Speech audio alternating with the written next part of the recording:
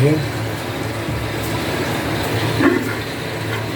Papaksiw tayo ng bangus yung sambong bangus. Papaksiw tayo, lagyan ko ng paminta.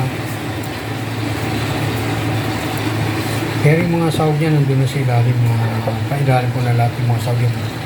Yung sibuyas, luya, bawang, at saka yung paminta yan. Balik na rin natin para dumani. Para mani paminta. Lalagay na natin itong talong. Sabay na natin yung talong.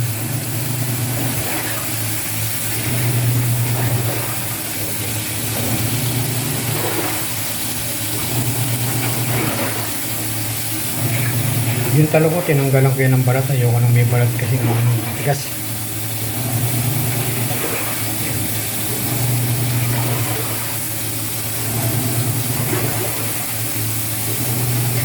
Tatakpan natin muna para kumulo. Paglangon natin yan, paksiw na bangus. Kung ayos na ang pinaksiw. Yan, ayos na yung pinaksiw natin. Ito na po yan, yung paksiw po natin yan. Ayan ang paksiw na bangus.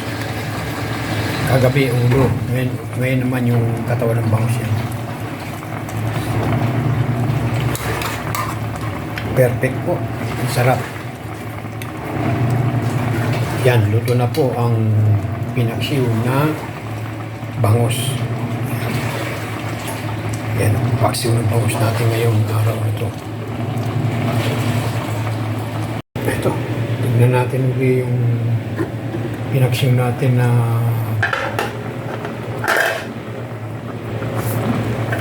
ayan na, matululaw siya. Tingnan natin ang lasa kung okay na siya.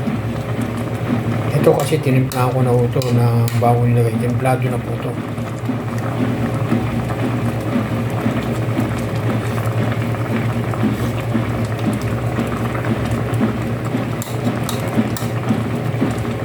Ayos na po ito. Ayos na po ang lasa niya. Lagyan natin ng konting mantika. Ako kasi naglalagay ako ng mantika sa paksiw para medyo masarap.